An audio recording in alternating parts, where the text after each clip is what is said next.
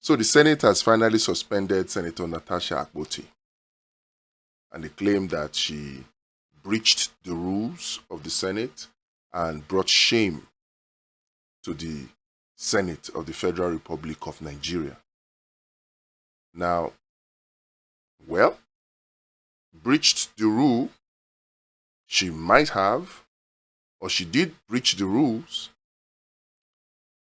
which is not something new, because whatever breach of the rules she is guilty of, Senator Akpabio has been guilty of it in times past, and he was not suspended for it. So, they claim she breached the rules and she brought the Nigerian Senate shame. But this is what I want to tell you, Senator Akpabio, the Senate leader, and the rest of you, all of you in that Senate. If there is anybody who brought shame to the Nigerian Senate, it is all of you. Ganging up the way you did against one woman is a shame. Yes, she breached the rule.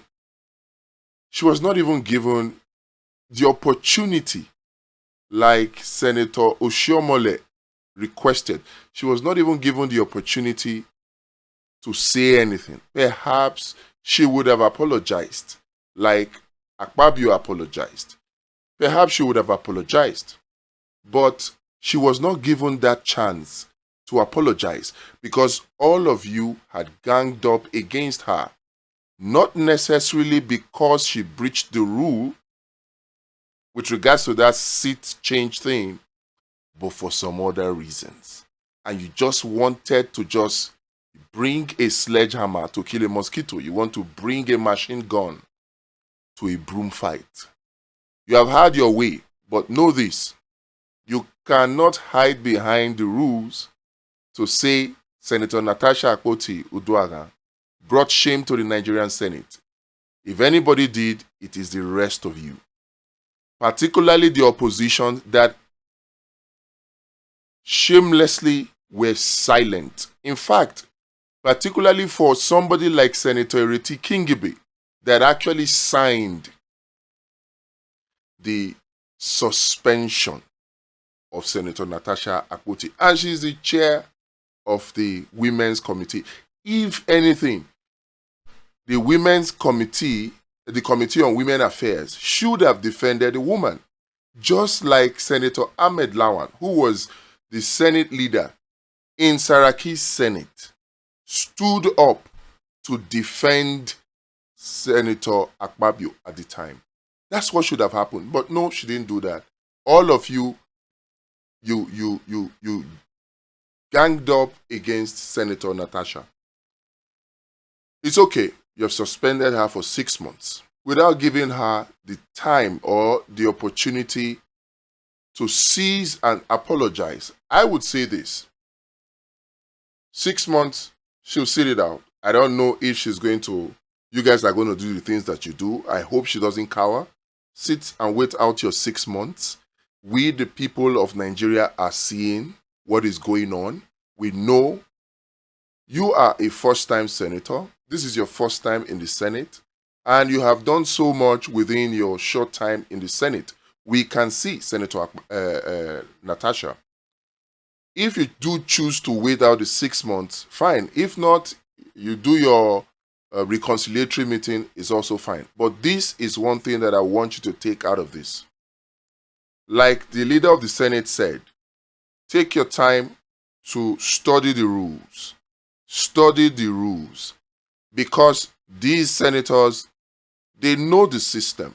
They know how to use the rules to achieve their, I would call it, wicked goals.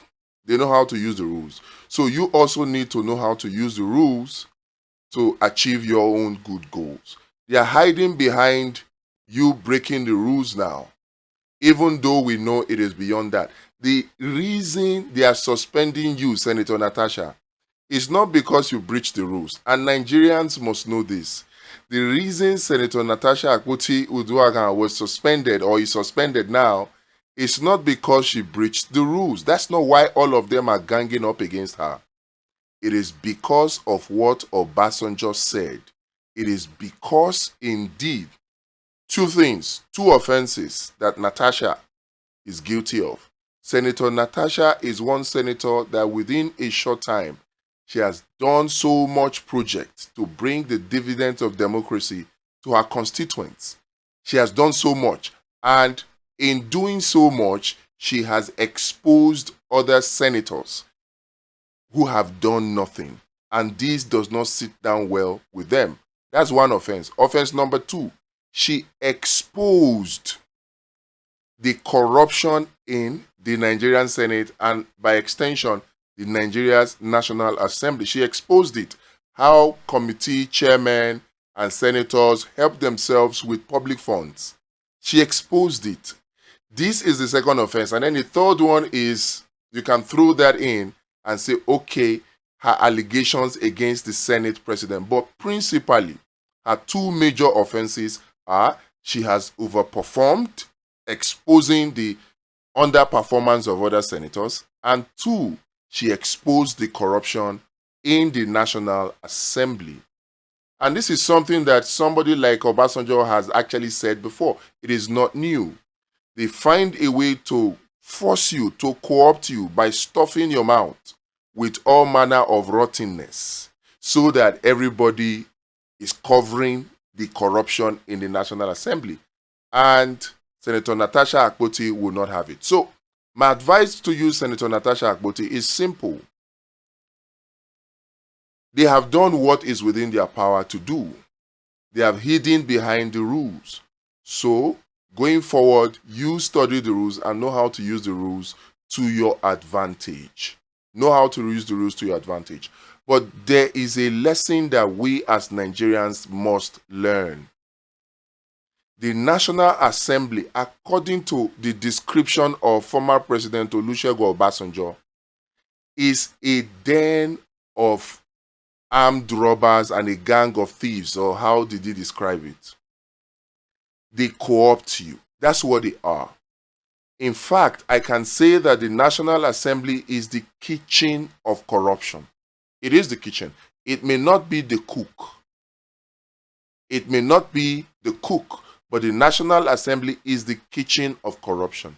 If we are going to have a new Nigeria that works for everybody, we need to change the people in the National Assembly. And that's what it is. Now, this is a wake-up call for the real opposition, which are the people of Nigeria. 2027, I want to appeal to you. Let us not make the mistakes of re-electing these same people that are there, that have failed to act in the interest of Nigerians.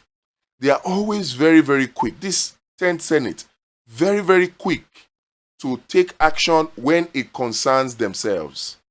But when it concerns the interest of the citizens of Nigeria, no.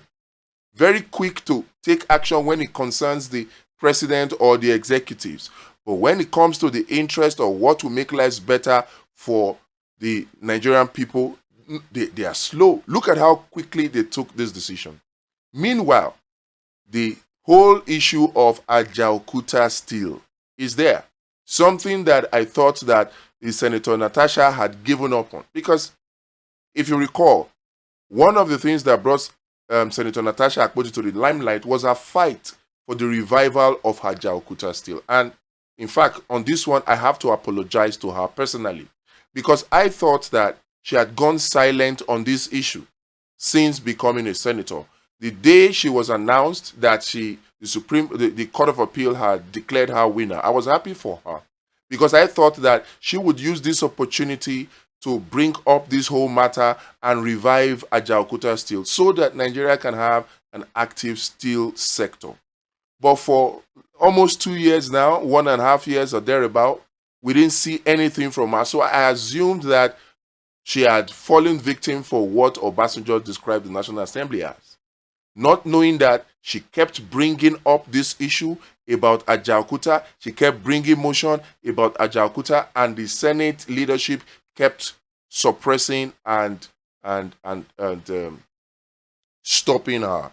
So I apologize that I thought she had conformed. I didn't know she was still her old self fighting for the revival of Ajaokuta steel. I must apologize. Now, when it comes to something like that, Ajaokuta Steel, that if it became active, Nigerians will benefit. The Nigerian Senate is nowhere to be found. The Nigeria's National Assembly is nowhere to be found. But when it comes to policies that will make life difficult for Nigerians, you see them. When it comes to policies that will defend Tinubu, you see them. When it comes to policies that will help to protect their corrupt enterprise in that National Assembly, you see them. They are very, very swift to act. This is a message to all of us Nigerians. We need to get up. We need to get up and we need to take action. We should not just allow this to be one of those incidents that have a 3 days, 4 days, or 1 week lifespan. We must not forget this action when the next election cycle comes. And this is not the time to say, oh, elections don't matter. They do matter. We should hold these senators accountable for this particular action. It is an action against the people of Nigeria. Again, I will summarize this way. It is not because of the seat change thing and the breach of the rules. That is not why the Senate is ganged up against Senator Natasha Akpoti Uduaghan. It's not why. They are doing so because she has outperformed them, exposing their underperformance. And secondly, she has exposed how they corruptly help themselves with Nigeria's money at committee level and all that. Those were her two critical offense, quote unquote, that they are punishing her for. And thirdly, you can throw in the sexual harassment allegations.